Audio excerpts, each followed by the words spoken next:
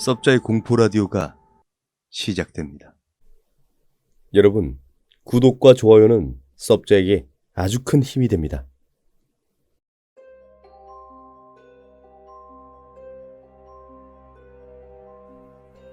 나에겐 어릴 적부터 신기가 있었다.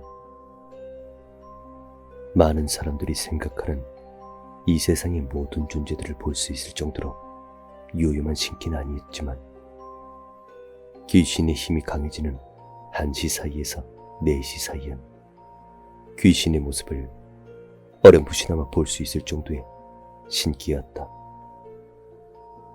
순과 논술을 치고 대학교에 입학한 뒤였다. 오랜만에 친구들과 엄청나게 술을 마시고 방황할 때 나는 그 존재를 보았다. 평소 내가 그 존재들에 대해 갖고 있던 이미지는 하얀 안개 비슷한 것이었는데 그날 본 그 존재의 이미지는 너무도 뚜렷하고 약간이지만 검은색 안개가 그 존재를 휘감고 있었다. 어둑어둑한 그날 밤 꺼림칙한 기분 때문에 이 차를 가자는 핑계로 그 존재의 앞을 지나지 않고 빙 돌아 집으로 돌아갔다.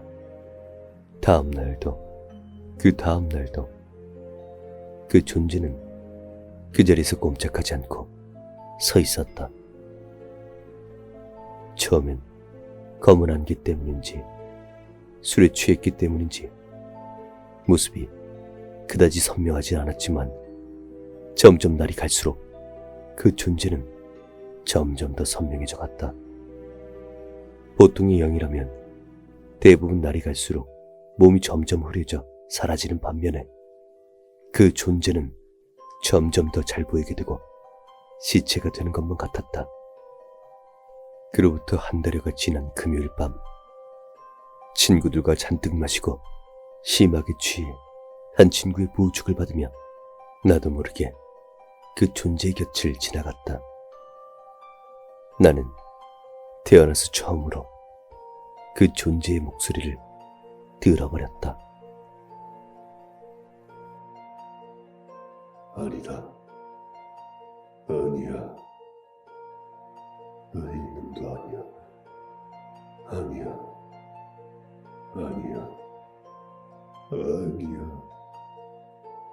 아니야. 조그마한 목소리로 친구들을 한 명씩 보며 아니다를 반복한 이상한 사투리 억양에 그 존재의 목소리에 술이 깨서 친구들도 내버려둔 채 그 자리에서 달아나 버리고 말았다. 그 뒤 대학 근처 고시원으로 이사하며 그 존재가 있던 곳을 지나쳐가진 않았지만 6개월 뒤 우연히 친구들에게 들은 말은 충격일 수밖에 없었다. 연쇄살인마 유영철이 경찰을 피해 달아나던 중 그 존재가 머무르던 자리로 보여지는 장소에서 발을 잘못 짚어 넘어졌고 경찰들이 가까스로 검거할 수 있었다는 것이다. 분명 누군가는 유영철이 잡힐 때의 뉴스 보도를 기억하실 겁니다. 살인자 유영철이 경찰과의 추격 도중 무언가에 놀라 쓰러져 검거할 수 있었다는 그 보도를 말이다. 나는 이렇게 생각한다. 그 존재들은 아마도 유영철이 죽인 령들이 하나로 합쳐 뭉친 결합체라고 말이다. 처음에는 합친 령이 적어 흐릿하기만 하던 존재가 유영철이 죽인 자가 늘어날수록 점점 선명해지며 인간계에 간섭할 정도로 강해졌고 결국 간섭했다라고 나는 생각한다. 지금껏 살인자들의 최후가 좋았던 경우는 거의 없었다. 마지막에 심장마비를 죽다던지 갑작스럽게 죽는 경우가 대부분이었다. 어릴 적 할머니께서 나에게 말씀하신 말이다. 살인은 결국 자기를 죽이는 길이야. 그러니 사람이 사람을 해쳐선 절대로 안 되는 것이지. 그때는 어려서 죄책감 때문에 평생을 고통 속에 살게 된다는 뜻으로 이해했지만 이제 와서 보면 살인을 당한 영혼들이 복수하러 돌아온다는 뜻인 것 같다. 두 번째 서브제이 공포 라디오가 시작됩니다.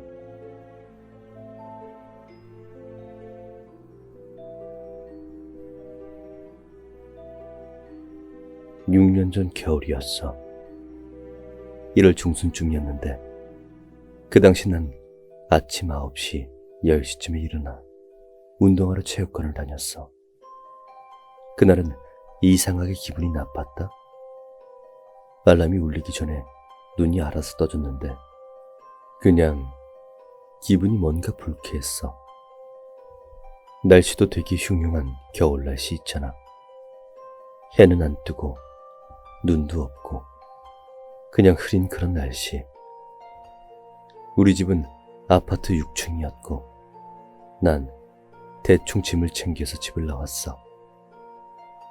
엘리베이터를 타기 전에 신발끈을 묶고 있었어.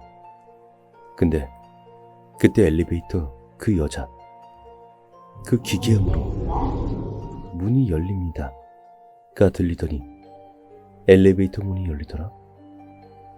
내려가는 버튼을 누르지도 않았는데 말이야. 그래도 가끔 집에 올 때 1층에서 타이밍 맞게 엘리베이터 문이 열린 적이 있었어. 나는 그걸 경비 아저씨가 눌러놨나? 그런 식으로 대수롭지 않게 생각했어. 그리고 신발끈을 계속 묶는데 또다시 문이 열립니다 하면서 열리는 거야. 그때 뭔가 이상하고 닭살이 돋더라고. 이걸 타면 왠지 크게 잘못될 것 같은 직감이 들고 그래서 그냥 급한 대로 계단으로 내려왔어. 그리고 체육관을 가는데 계속 찜찜한 거야. 체육관을 가면서 2차선 도로 옆 도보를 걷는데 갑자기 1차선에서 달리던 덤프트럭이 급 우회전하더니 2차선에서 달리던 승용차를 쳤어. 우회전으로 갈 곳도 없는 직진 도로인데 말이야. 그리고 그 승용차는 바로 내 앞으로 쌩 하고 튕겨져 왔어. 내가 조금만 앞에 있었다면 그 차에 치였겠지. 사고가 난 뒤 주위를 둘러보니 나밖에 없었고 승용차에서 피를 철철 흘리면서 아저씨가 나오더라고. 나는 바로 112에 전화했는데 이것도 조금 이상해. 그때 112에 처음으로 전화한 건데 무슨 기계음인가 전자음 같은 삐 하고 칙 하고 이런 이상한 소리만 나고 무슨 알아듣지도 못하는 이상한 소리 그것만 들리고 그러더라고. 경찰 전화는 원래 그래? 뭐 아무튼 나는 거기에 대고 여기 어디 사거리 가는 방향인데 사고가 났다. 빨리 와달라고 하고 끊었어. 근데 그 와중에 트럭 아저씨는 내릴 생각도 안 하는 거야. 문은 잠겨있고 뭐 하는지 높아서 보이지도 않고.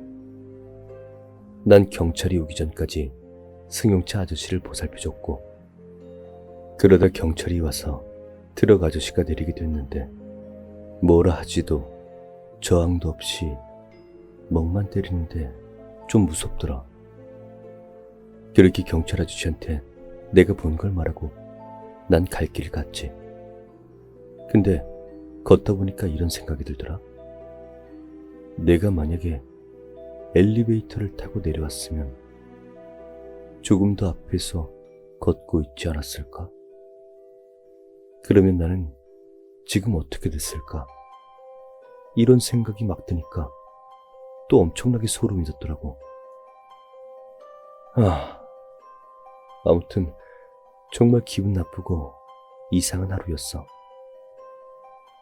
너희들도 조심해. 이상한 날에는 급하게 가지 말고 조금 천천히 움직이길 바래.